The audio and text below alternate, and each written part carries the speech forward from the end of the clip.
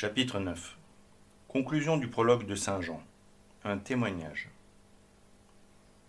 En témoignage de cette grandeur du Christ, l'évangéliste cite une parole bien explicite de Jean-Baptiste, de cet homme qui eut une autorité si grande chez le peuple juif. Parole qui est comme le résumé de toute l'exposition qu'il vient de faire. Et il ajoute lui-même un témoignage que lui fournit son expérience des effets de la venue du Fils de Dieu sur terre. Il avait déjà dit qu'un homme avait été envoyé pour rendre témoignage à la lumière. Il veut donc préciser ce témoignage. Jean rend témoignage de lui et il crie. L'évangéliste, qui fut le disciple de Jean-Baptiste avant d'être celui du Sauveur, entend encore cette voix de son premier maître. Et voulant peindre la liberté, la confiance, l'intrépidité dans laquelle parlait le précurseur, il se sert de cette expression. Il crie. Jean-Baptiste ne proclamait pas expressément la divinité de Jésus. Comme l'oiseau apprend peu à peu à ses petits à voler, le prophète élève l'esprit de ses auditeurs au-dessus de la terre en leur parlant de quelqu'un qui est plus que lui. Il le leur annonce à l'avance.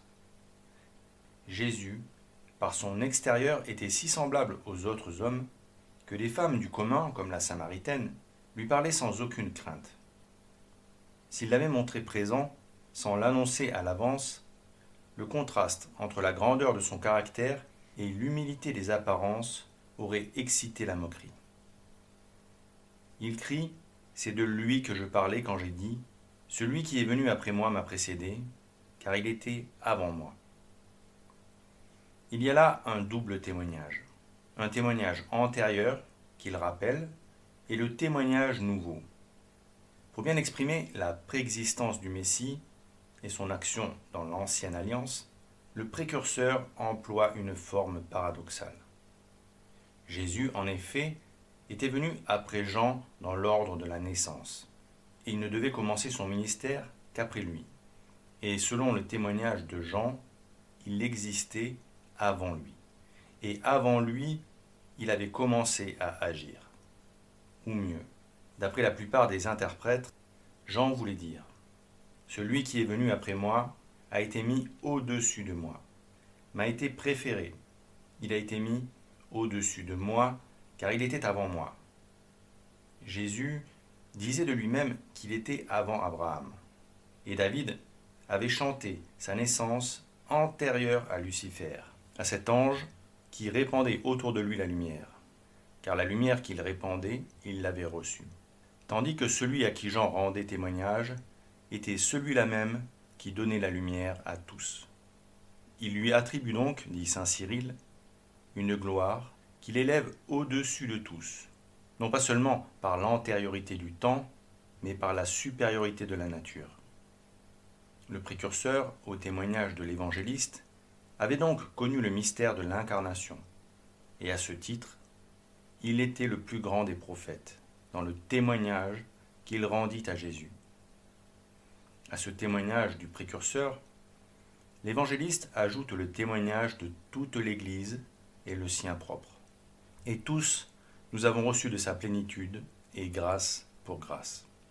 Nous tous, 12, 300, 3000, 5000, et avec nous, toute la multitude des fidèles qui étaient et qui seront, nous avons reçu de sa plénitude. Il est la source de tout bien. Il est la vie, la lumière, la vérité. Ne retenant rien pour lui, mais répandant autour de lui tout ce qu'il possède, et après cette effusion, demeurant toujours aussi riche. Si vous avez enlevé une seule goutte d'eau à l'océan, vous l'avez réellement diminué, bien qu'il n'en paraisse rien. Ici, vous puiserez tant que vous voudrez, il n'y aura jamais de diminution. Il est la plénitude de tout bien. Ceux qui puisent à une source sont sujets à la soif, dit saint Augustin. Mais la source elle-même ne connaît pas la soif. Elle coule spontanément. Elle donne son eau pour désaltérer. Ainsi en est-il du Seigneur Jésus. En puisant en lui, jamais nous ne l'approuverons, mais au contraire, nous le réjouirons. Nous avons reçu de lui grâce pour grâce. Quelle est cette grâce qui succède à une autre grâce déjà reçue? C'est, dit saint Jean Chrysostome, la grâce du Nouveau Testament, succédant à celle de l'Ancien. Et en effet, nous y trouvons une justice nouvelle, succédant à la justice légale, une foi nouvelle succédant à la foi des patriarches, une adoption nouvelle succédant à l'adoption du peuple charnel, une gloire nouvelle, une loi nouvelle, la loi de l'esprit succédant à la loi de servitude, un culte nouveau, une sainteté nouvelle, un nouveau baptême, un nouveau sacrifice, un nouveau temple, une nouvelle circoncision. Là, c'était la figure, ici, c'est la vérité. Chacun de nous peut dire aussi, nous avons reçu grâce, pour la grâce du pardon et de la foi, dit saint Augustin. Nous avons reçu la grâce de la vie éternelle. Il y avait là une première grâce que nous ne méritions pas. Nous méritions au contraire les châtiments annoncés par la loi. Et nous avons été rendus justes par la foi. Et pour cette foi, nous recevons la vie éternelle. Quand donc Dieu nous accorde la récompense éternelle, il couronne ses dons plutôt que nos mérites. Ou bien encore, nous recevons grâce sur grâce. La grâce succédant toujours plus large à la grâce que l'on a recueillie, le don déjà reçu étant l'unique titre à des dons nouveaux. À celui qui a, il sera donné encore. Telle est la loi qui inaugure l'incarnation du Verbe. Jésus-Christ est bien dans son rôle, quand il nous donne la grâce. Pour l'établir, l'évangéliste le montre au regard de Moïse. Jean-Baptiste avait déclaré que Jésus était bien au-dessus de lui. L'évangéliste va plus loin, et le comparant au plus grand homme de la loi ancienne, au législateur du peuple hébreu, il le montre, complétant l'œuvre de Moïse, par une œuvre indéfiniment supérieure. Car la loi a été donnée par Moïse, la grâce et la vérité a été faite par Jésus-Christ. L'évangéliste Saint Jean avait été préparé à la loi nouvelle par le précurseur et par la loi ancienne. Il nous fait assister à l'idée qu'il avait de l'une et de l'autre. C'est la première fois qu'il nomme Jésus-Christ. Avec quel amour il écrivait ce nom. La loi a été donnée par Moïse. Elle ne fut pas faite par Moïse. Moïse ne fut qu'un intermédiaire pour transmettre la loi de la part de celui qui l'avait faite. Tandis que Jésus-Christ nous est montré comme l'auteur et le maître de la grâce et de la vérité. La loi était une préparation qui devait faire désirer à l'homme la grâce. Elle était donnée, dit saint Augustin, pour montrer à l'homme orgueilleux son impuissance. Vous devez vous efforcer de l'accomplir pour vous rappeler que vous avez un maître, que ce n'est pas le commandement qui fait défaut, mais l'exécution qui manque. La loi menaçait, elle ne soutenait pas. Elle commandait, elle ne guérissait pas. Elle montrait la faiblesse, elle ne l'enlevait pas.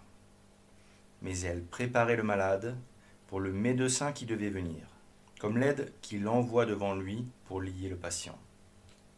L'homme ne voulait point s'avouer malade. La loi est venue le lier. Il proteste contre ce lien, et en cela, il montre qu'il est coupable. Ce fut un honneur pour Moïse d'être choisi de Dieu pour donner la loi. Mais le serviteur ne pouvait aspirer à un honneur plus grand, et il ne pouvait remettre l'offense provenant de la violation de la loi. Il appartient au souverain seul de dire « Vos fautes sont pardonnées ». Jésus-Christ disait cette parole. Et il disait aussi « Pour que vous sachiez que le Fils de l'homme a la puissance de remettre les péchés sur terre, levez-vous », disait-il au paralytique, et marchez. La grâce a été créée par Jésus-Christ. L'homme, lié par la loi, gardait sa faiblesse et ses inclinations au mal. Jésus-Christ vient et, avec ses remèdes, qui paraissent souvent amers, il guérit. Et il dit au malade, supporte. Il lui dit encore, fais régner en toi la flamme salutaire de la chasteté. Dans la chair blessée, supporte le fer de la persécution. Vous aviez peur, quoique lié. Lui, libre de tout lien, a bu le premier le remède qu'il vous présentait. Pour vous consoler, il a souffert, lui, le premier, en vous disant, ce que vous avez peur de souffrir pour vous, moi le premier pour vous, je le souffrirai. Telle est la grâce qui est créée par Jésus-Christ. Avec quel empressement, dit saint Jean Chrysostome, ne devons-nous pas répondre à un tel don? La grâce et la vérité a été faite par Jésus-Christ. La loi ne contenait que des figures. Jésus-Christ, nous apportant la grâce, nous établit dans la vérité. Étudiez la loi et vous verrez que tout y était figure. Étudiez ensuite Jésus-Christ et vous verrez, comme de lui, la lumière se répand sur tout le reste. Il crée la vérité. Pour terminer ce sublime prologue, l'évangéliste nous dit pourquoi Jésus-Christ est venu nous apporter la grâce et la vérité. Il nous montre le but auquel il veut nous conduire par la grâce et la vérité. Personne n'a jamais vu Dieu. Le Fils unique, qui est dans le sein du Père, c'est lui-même qui nous l'a fait connaître. Mais était-il bien vrai que personne n'avait jamais vu Dieu? Isaïe n'avait-il point dit « J'ai vu le Seigneur assis sur un trône élevé » Ézéchiel ne l'avait-il point vu assis sur les chérubins? Daniel n'avait-il point dit « L'Ancien des jours s'assit » Moïse lui-même ne disait-il pas à Dieu « Si j'ai trouvé grâce devant vous, montrez-vous à moi » Oui, mais entendez la réponse de Dieu. Vous ne pouvez voir ma face. Si ces personnages avaient réellement vu l'essence divine, ils l'auraient vue toujours semblable à elle-même, car elle est simple, sans figure, sans mélange, sans limite. Elle n'est point debout, assise ou en marche. Comment elle est, lui seul le sait. Mais, dit-il de lui-même, j'ai multiplié les visions, et je me suis mis moi-même entre les mains des prophètes. Préparant la venue de son Fils dans la chair, il leur manifestait l'essence divine sous des figures. Les anges eux-mêmes ne peuvent naturellement voir l'essence divine. Nous ne pouvons pas voir une substance spirituelle, même créée. Comment pourrions-nous voir la substance incréée? Toutes ces manifestations de Dieu, dit saint Augustin, se faisaient par les anges, créant des visions devant le regard des prophètes, ou bien par l'action de Dieu s'exerçant sur la nature. L'Écriture l'établit avec clarté. Vous ne pouvez voir ma face, disait Dieu à Moïse, dans cette scène à laquelle l'évangéliste fait allusion. Mais voici, il y a sur la montagne un lieu où je me suis montré à vous. Vous vous tiendrez sur la pierre, et quand ma gloire passera, je vous mettrai dans le creux du rocher. Je vous couvrirai de ma main jusqu'à ce que je sois passé, et ensuite j'ôterai ma main, et vous me verrez par derrière. Comment ce qui est corporel pourrait-il voir l'incorporel? Comment ce qui est souillé pourrait-il voir le Dieu de sainteté? Nul ne verra Dieu sans mourir, disaient les hommes de la loi ancienne. Comment l'être créé pourrait-il voir l'être subsistant par lui-même? Comment l'être fini pourrait-il comprendre l'infini? Autre chose, dit saint Augustin, est de voir ce qui manifeste sa présence par quelque effet, et autre chose est de le comprendre. Le voir sous tous ses aspects, le voir dans sa grandeur exacte. Et parce qu'ils ne pouvaient voir Dieu, des récompenses temporelles leur étaient promises pour leur fidélité. Les mêmes devoirs nous sont imposés, des devoirs plus saints encore. Mais une autre récompense nous est promise, la vie éternelle. Et la vie éternelle consiste en ceci, qu'ils vous connaissent, vous, le seul vrai Dieu, et celui que vous avez envoyé, Jésus-Christ. Et pour nous introduire auprès de Dieu, le Fils unique, qui est dans le sein du Père, nous l'a révélé, car il le connaît. Non comme on connaît quelqu'un en le voyant, il repose en son sein, sur son cœur. Il en connaît tous les secrets, il en partage la nature. Je vous ai engendré de mon sein avant la lumière. Telle est la parole que Dieu adresse à son Fils. Et encore cette autre, je vous ai engendré aujourd'hui, et cet aujourd'hui dure éternellement. Et Jésus demeure dans ce sein où il a été engendré. Plus une nature est parfaite, dit saint Thomas, parcourant l'échelle des êtres, plus le fruit qui émane de lui est intime. Nos mères nous ont portés longtemps dans leur sein. Elles nous ont tenus dans leurs bras pendant de longues années. Nous avons passé près d'elles les meilleurs moments de notre enfance et de notre jeunesse. Heureux l'homme qui peut avoir près de lui sa mère pendant toute sa vie. Dieu, que le vieil Orphée, au témoignage de Clément d'Alexandrie, appelé Matripater, pour son fils, est à la fois père, l'engendrant par un acte d'intelligence, et mère, le gardant éternellement en son sein. Et ce fils qui est dans le sein du Père, que nous a-t-il appris ? Demande saint Jean Chrysostome. D'abord, que toute créature est son œuvre. Ensuite, que Dieu est esprit. Et que ceux qui adorent doivent adorer en esprit et en vérité. Qu'il est le Fils de Dieu et que personne ne peut connaître le Père que le Fils. Que lui seul peut le faire connaître, et c'est pourquoi il s'appelle le Verbe et l'ange du grand conseil. Et de fait, c'est lui qui a répandu la connaissance de Dieu dans le monde entier. C'est lui, dit le vénérable Bède, qui nous a dit ce qu'il fallait penser de la Trinité, par quels actes nous devions l'honorer et nous préparer à la contempler. Et c'est lui qui amènera ses élus à la contemplation de la Trinité, et ce sera la révélation parfaite. Ayant reçu de Dieu une doctrine si haute, instruit non plus par les prophètes, mais par le Fils de Dieu, il faut que nous ayons une vie répondant à un tel honneur, une vie parfaite. Il nous a apporté une doctrine du ciel, pour que, nous élevant au-dessus de la terre, nous imitions celui qui s'est fait notre Maître.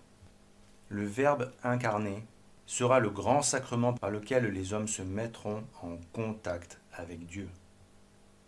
Ceux qui croient au sortilège, dit Clément d'Alexandrie, portent sur eux des amulettes et se font environner d'enchantements qu'ils croient salutaires. Et vous ne voudriez pas porter sur vous le Verbe sauveur ? Vous ne croiriez pas à l'incarnation de Dieu ? Vous ne croiriez pas être délivré par elle des troubles de l'âme qui sont ses maladies et du péché qui est la mort éternelle ? Ainsi donc, dit Proclus de Constantinople, celui devant lequel les séraphins se voilent de leurs ailes, Jean, le contemple et raconte sa génération s'élevant au-dessus des anges. Puis, redescendant sur terre, il voit le Verbe fait chair, uni à l'homme, sans que ce grand mystère ait introduit de changement en lui. Il voit sur terre le Verbe de Dieu incarné et habitant toujours le ciel. Il voit une vierge qui est mère et qui demeure vierge. Il voit une créature plus grande que le ciel. Il voit, devenu enfant, celui qui est avant tous les siècles. Il voit enveloppé de l'ange celui qui doit d'une parole délier les bandelettes de Lazare. Il voit une grotte qui devient l'autel du monde. Il voit une créature portant le Créateur. Celui qui nourrit sa mère se nourrir de son lait. Il voit reposer dans le sein d'une femme qui est sa mère, celui qui n'abandonne jamais le sein de son père. Il voit adoré par les mages, celui qui est adoré par les anges. Il voit fuir en Égypte celui qui porte la terre dans sa main. Il voit baptiser dans l'eau celui qui fait jaillir les sources. Il voit le Maître livré par son disciple. Il voit au tribunal de Pilate celui qui avait formé Pilate du limon de la terre. Il voit couronné d'épines celui qui couronne la terre de fleurs. Il voit, cloué à une croix, sur terre, celui qui est au-dessus des cieux. Il voit dans le tombeau celui qui fait sortir les morts du tombeau. Il voit ressusciter celui qui avait annoncé sa résurrection. Mais, auparavant, il voit descendre aux enfers celui qui bientôt allait remonter au ciel. Et quelle lumière l'évangéliste puisait en tous ces contrastes. Qui pourra dire l'humilité de Jésus-Christ, s'écrie saint Augustin, et qui pourra nous dire sa grandeur et sa divinité? Nous y sommes impuissants par la parole. Nous ne pouvons que recommander cela à vos méditations. Qu'il nous dise lui-même ces choses. Celui qui parle au-dedans, c'est mieux dire que celui qui crie au-dehors. Qu'il nous fasse comprendre son humilité, celui qui a commencé à habiter dans nos cœurs. Et si nous sommes impuissants à dire son humilité, comment pourrions-nous dire sa grandeur? Si nous sommes troublés devant cette parole, le Verbe s'est fait chair, qui pourra expliquer cette autre parole? Au commencement était le Verbe. En attendant, mes frères, gardez ce solide fondement. Qu'avant de finir, ô Jésus mon Seigneur, lui dirons-nous avec celui qu'on a appelé l'apôtre du Verbe incarné, j'adore les grandeurs de votre naissance première, que je les grave en ma pensée, d'autant plus vivement qu'il semble que vous voulez les oublier pour notre amour et les cacher au monde sous le voile de notre humanité et dans les ténèbres de notre mortalité. Je dois percer ces ombres et ces voiles, et je veux reconnaître et adorer Dieu en l'homme, la vie en la mort et la gloire en la croix. Car il est toujours Dieu, toujours vie et toujours gloire, voire la splendeur de la gloire. Et s'il veut prendre un nouvel état pour nous, nous ne devons pas méconnaître son état précédent. Avant donc qu'il s'établisse au sein de la Vierge, je le veux reconnaître et adorer au sein du Père. Avant qu'il entre en l'état que son amour lui donne, je veux l'adorer en l'état que sa nature lui donne. Avant de le voir temporel, je le veux contempler éternel. Avant de me prosterner à ses pieds, comme fait homme, je me veux prosterner devant sa majesté comme étant la majesté d'un Dieu.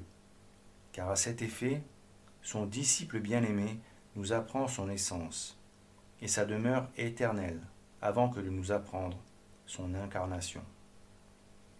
Recherchons donc le Verbe en Dieu, car il est Dieu. Il est en Dieu, il est Dieu de Dieu, il est Dieu en Dieu. Là, il est la splendeur de la gloire et le divin caractère de son Père. Là, il est vie et lumière, source de vie et de lumière. Là, ô Verbe éternel, je veux vous adorer en vos grandeurs et ailleurs en vos abaissements.